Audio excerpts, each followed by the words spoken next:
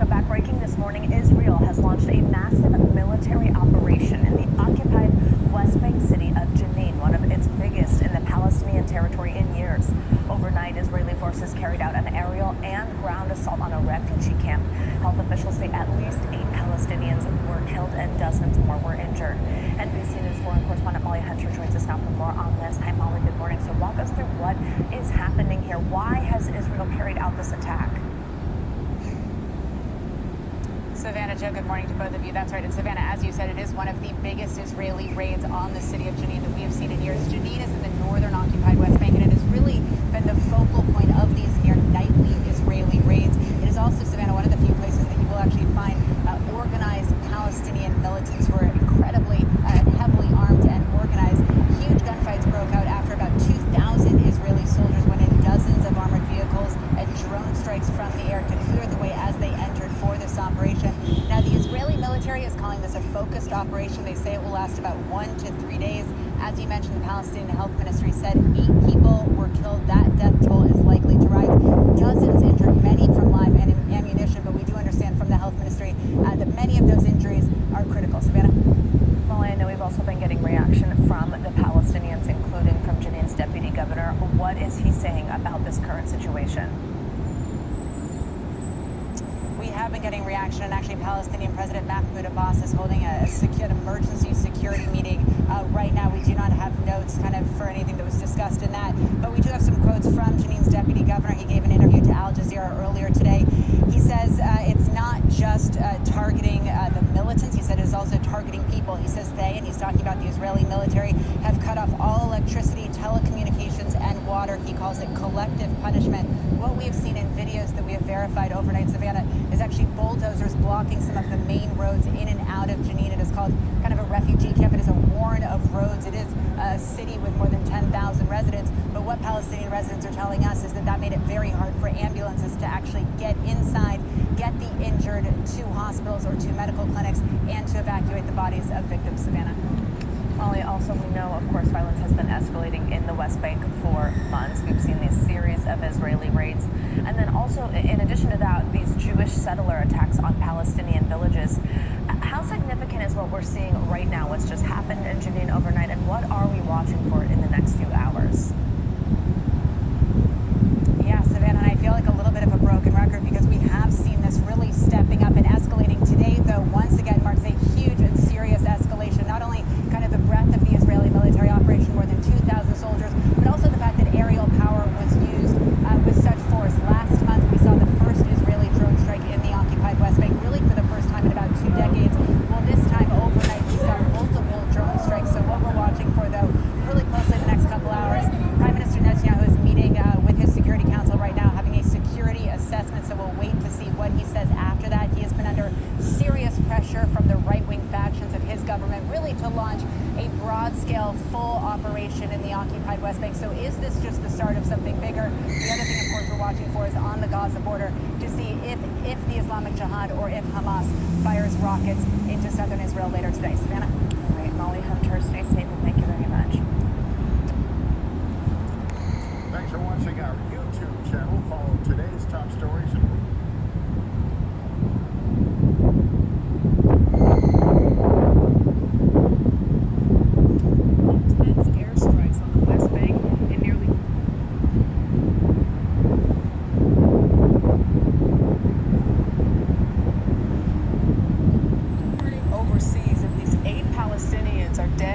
Israel launched its most intense airstrikes on the West Bank in nearly 2 decades.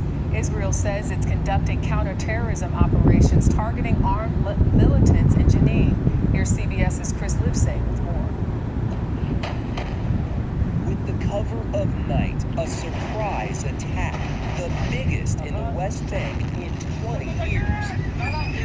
Hundreds of Israeli defense forces stormed the city of Jenin, which an army spokesman describes as a hornet's nest, home both Hamas and the Iran-backed Islamic Jihad. We're focused on destabilizing and stopping the infrastructure of terrorism inside the camp. Command centers, weapons. But not without casualties. In an area that covers less than a quarter mile, it's home to 14,000 people living in a densely populated refugee refugee camp. It was like World War III against unarmed people, says this resident who was injured in the raid. They dug up the roads with bulldozers. Why?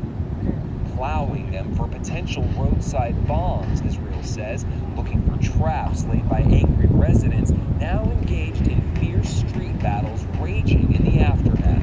Most of them are too young to have known anything but Israel's occupation, now 56 years and counting, losing patience with a peace process as tensions boil over in a year that's already one of the deadliest in the West Bank in more than a decade. Chris Livesay, CBS News, Rome.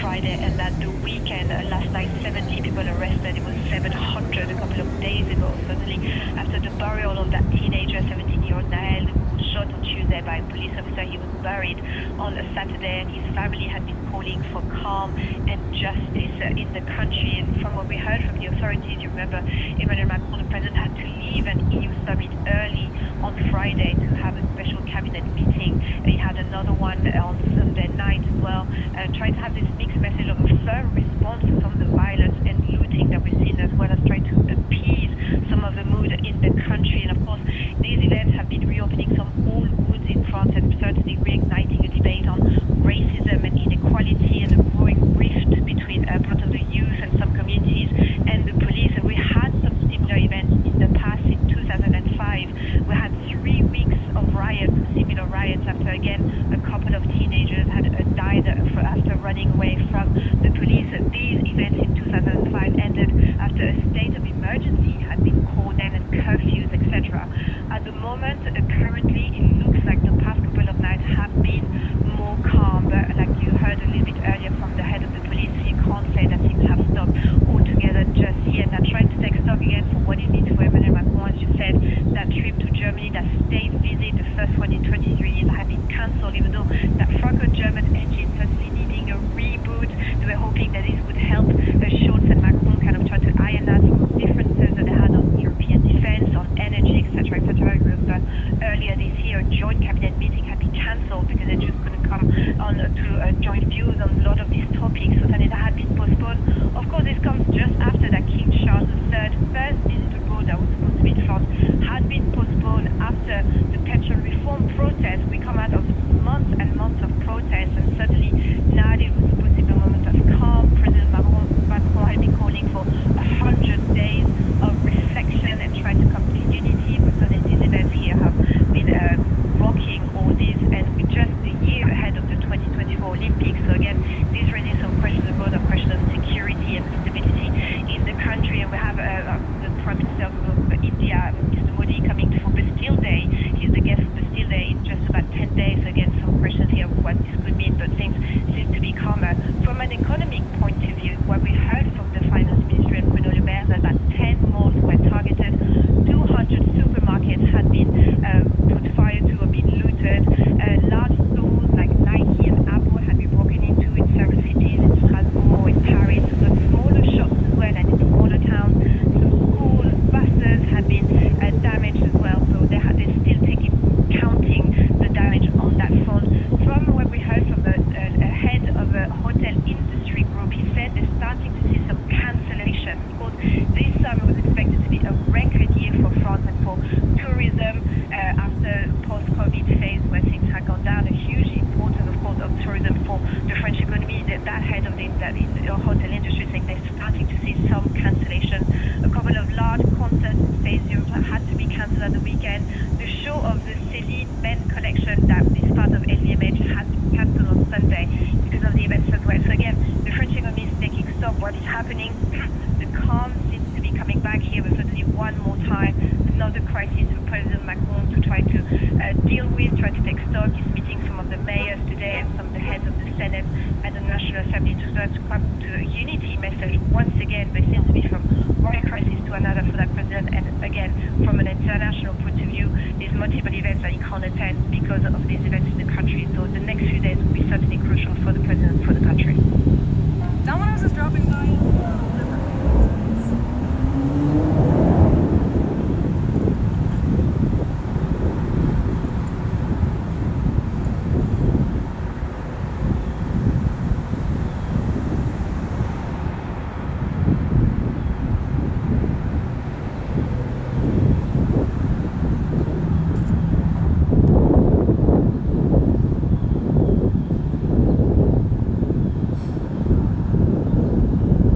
Shalom, give all praise, Yahweh Yeshua, Makakadash. Honors, elders, apostles, men in truth on down regarding truth and knowledge. Call Yahweh Yeshua, Makakadash. Throughout the spirit of the elders, apostles, men in truth on down regarding this truth and knowledge. So we know this truth and knowledge. Call Yahweh Yeshua, Makakadash. We give all praise, Yahweh Yeshua, Makakadash. Relating to violence, West Bank, Jenin City. Strikes by Israelis, and you have in continuing violence in France over shooting of teenagers. 45,000 police were deployed in the streets, widespread regarding the French riots. And I believe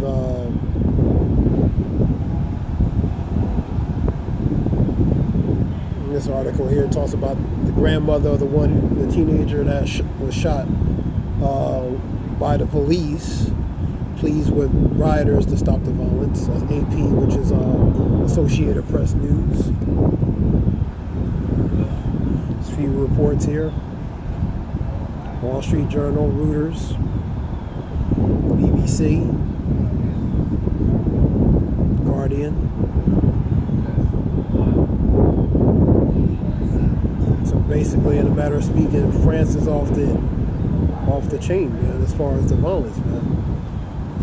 Plus, you have the continuation of different things, the precursors related to pension reforms and different things. So it was always pre-unrest there anyway. So now this just, gives the people a excuse to pretty much act a fool, man, in a matter of speaking.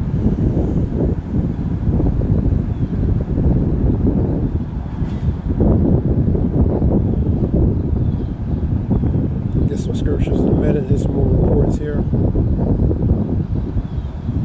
Shalakia for the light background.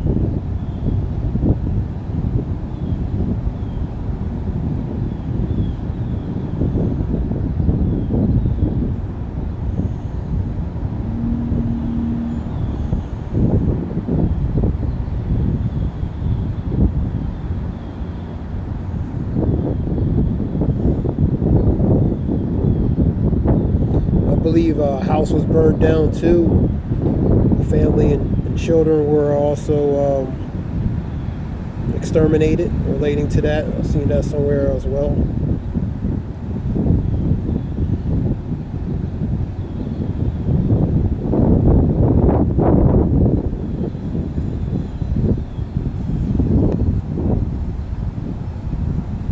Why is what's causing the riots in France? France has experienced uproars across their biggest cities as riots in protests are breaking out following the shooting of a teenage boy.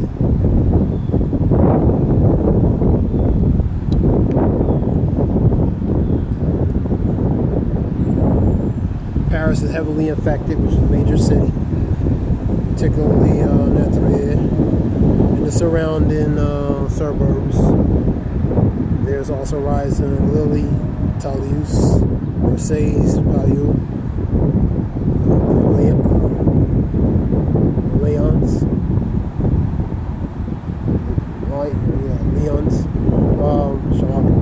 most of the riot has taken place at night with public demonstrations during the day.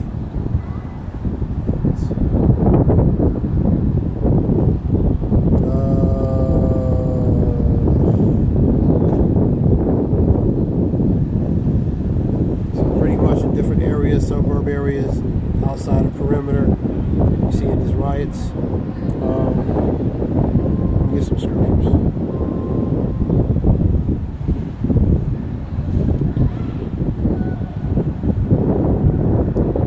Scripture talks about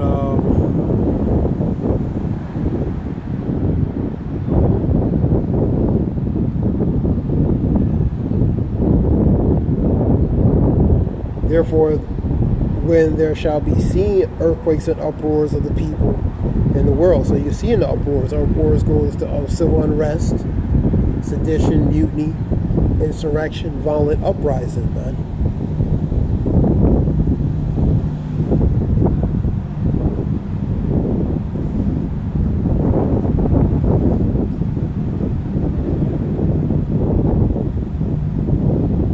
Scripture talks about Matthew 24 and 12, talking about iniquity shall abound and the love of many shall wax cold. So the love of many means lack of affection, man. Let's get 2 Timothy 3 and 1. And I'll get that one again.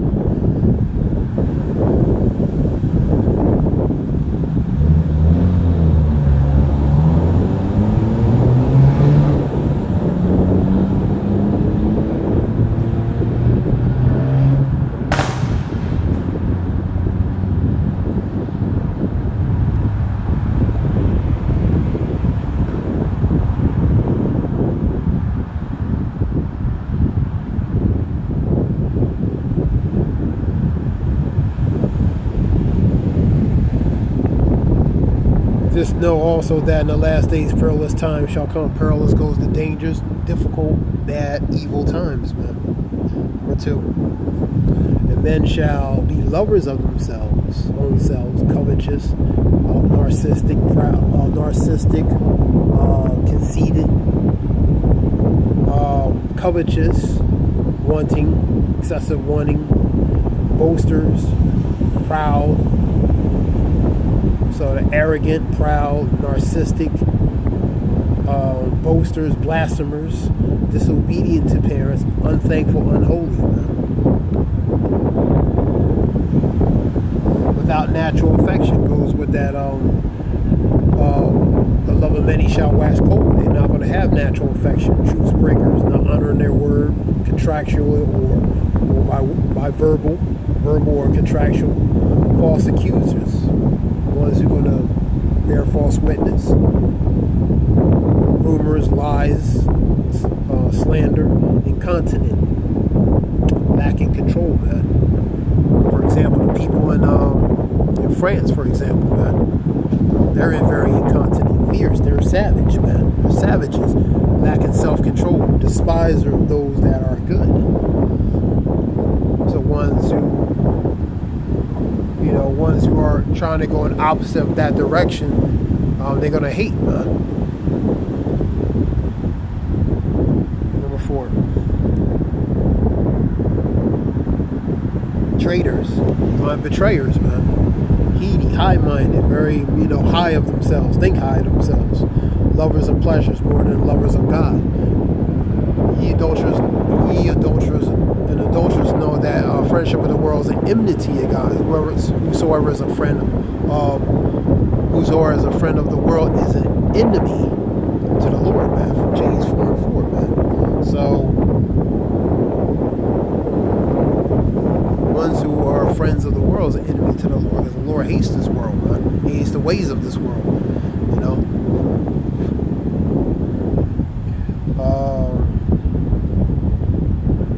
This relates to certain characteristics, man. So you're going to see people unholy, ungrateful, lacking affection, truce breakers. These are certain characteristics these people are going to have in the times now, definitely times to come. You see in these cases overseas, man.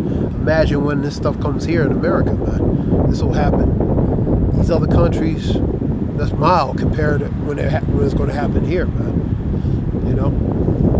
Because these things will come, it's going to come here to Babylon, which is aka America. It will come here. America experienced a few different things here and there, but it's going to be on another level when it really comes here, man. Let's go to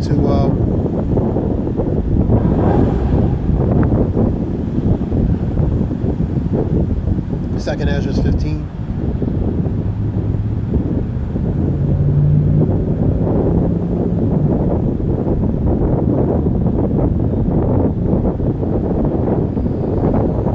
Second Ezra 15. Woe to the world and them that dwell in. So it's a warning for the people, the inhabitants of the earth. Inhabitants of the earth or the world. Wicked men. Inhabitants of the world. In the world. Wicked men. For the sword in their destruction draweth nigh. And one people shall stand up and fight against another. The Egyptian versus the Egyptian. People versus people. Different groups. Different background of groups, organizations, different sects of SECT of our organizations, militia groups, different entities versus another forms of entities, man. For the sword in their destruction draweth nigh. One people shall stand up and fight against another. And swords in their hands. A modern day sword is the GUN, man. Or the pistol, man. Any form of weaponry they can use as a form of offensive and even defensive. Number 16. For there shall be sedition, mutiny, violent uprising, insurrection among men, invading one another. They shall not regard the kings and princes. So they're not going to regard authorities. Look at what's going on in France. Do they look like they regarding the authorities or the powers of position? No. In various other places as well. For there shall be sedition among men, invading one another. They shall not regard their kings or princes. In the course of their actions shall stand in their power. So they're going to put the powers back in their hands, and they're not going to regard the kings and princes, man. That's why you're seeing what you're seeing relating to these various countries, civil unrest, mutiny, insurrection, uprising in various countries all over the world, respectfully over political, social, financial, and various important issues, respectfully in those countries, among those people, man, in those respected countries.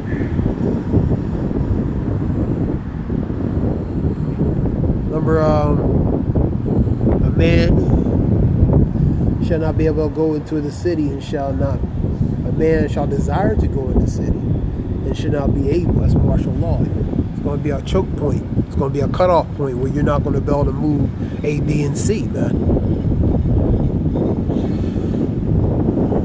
You're not going to be able to go nowhere, man, because that's going to be what's going to happen, man. In France, you have 45,000 deployed police or cops in that area relating to these riots, man.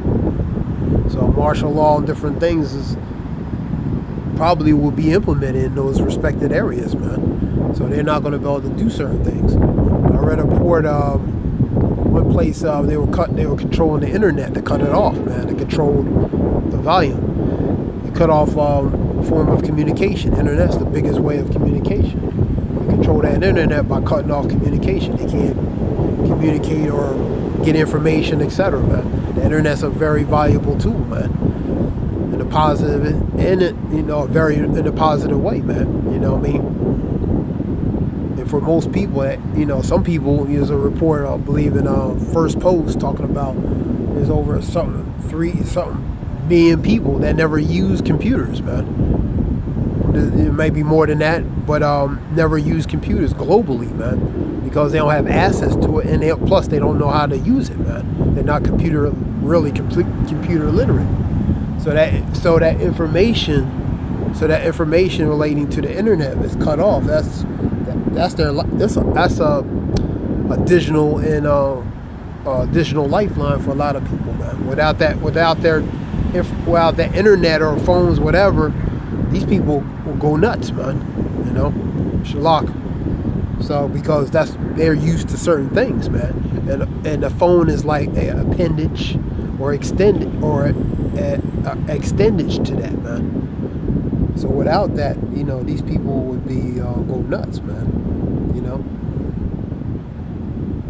There's days where they're showing a history relating to the internet, going back to the 60s and different things, the block power computers, how they pretty much micromanage it to make it smaller to form what we have now and different things. I was on First Post report, seen that somewhere in the video. So the internet's a very valuable tool for pretty much this society, man. But let's get back to what I was saying. Man shall desire to go in the city and shall not be able, for because of their pride the city shall be in trouble. The houses shall be destroyed, and men shall be afraid. So home invasion, looting, riot, relating to that, relating to the state and city of the, relating to the condition of the city, relating to the condition of the things that's going to be going on. But Isaiah 24, 10 through 12, the city left in desolation, man. Relating to that state and city, relating to the state and condition of the city. A man shall have no pity upon his neighbor. Home invasion, man. They're not going to have pity when there's famine, lack of supplies, lack of victuals, man. They're going to loot these private and public entities, such as businesses, private homes, different things. For what? Because of lack of goods. They're looking for food, different things. A man shall have no pity upon his neighbor, but shall destroy their houses with the sword, using the sword, guns, and any form of weaponry to invade, to break in these establishments, man, to get what they want, to get the goods, the goodies, the victuals, man, whatever is available at that time,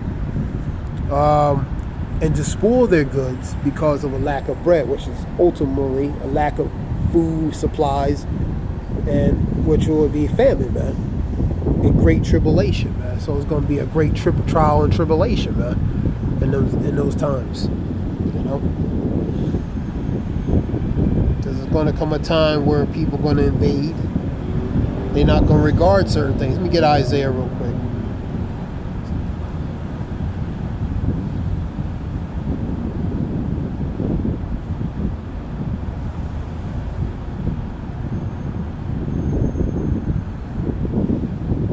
Show you the violence and vulgarity of the scriptures, man.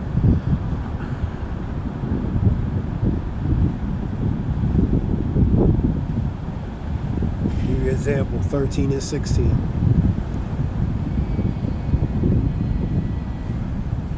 Let's go to 14. And there shall be as a chased roe, and as a sheep that no man taketh up, and they shall every man turn into his own people, and flee everyone into his own land. So everybody to their own kind, to their own kin, their own kind. They're going to flee to their own kind. Chase row is pretty much a deer on the loose, man, trying to run and flee, man. So that's how these people are going to be. They're going to be fleeing and trying to escape, man. Number, let me see what we got here. 15. And everyone that is found shall be thrust through. So ones who are going to be found are going to be deleted, man, or removed or extinguished, man. And everyone that is joined into them shall fall by the sword. Though joined hand in hand, they shall not go unpunished, man. So you're going to get, ones who are with them. Number 16. Their children also shall be dashed into pieces before their eyes. Their houses shall be spoiled. That goes to the home invasion, looting, and those for example, those homes, nice homes. They think it's something in there. They're going to spoil. Go with the scripture I was saying. They're going to use with the sword. So that goes to using the sword to spoil what their goods, and their wives ravished. Pretty much physical assault, man. So they're not going to have no pity or no mercy regarding that, man. And behold, I will stir up the Medes, which are the bears, which is the Russian, man, known as the bear, which shall not regard silver, and as for gold, they shall not delight in it. So you ain't gonna be able to compromise. You're not gonna be able to negotiate regarding using different things to try to influence their decision not to do certain things. They're gonna do it anyway. They're gonna be in a certain spirit. They're not gonna care about money. They're not gonna care about different things, man. They shall not regard young or old. 28:50 of Deuteronomy. Go to Ezekiel 9 and 4 and 6, talking about they shall spare not young, old, children. You know what I mean? And that goes to not being a respecter of a person relating to judgment, man.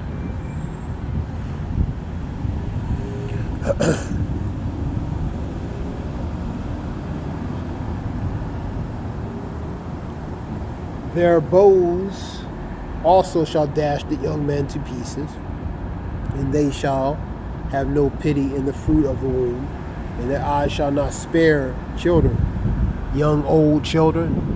They're not gonna have no mercy, man. They're gonna be ruthless, cutthroat, man. That was just a good example. So we've seen the precursors in these places, man.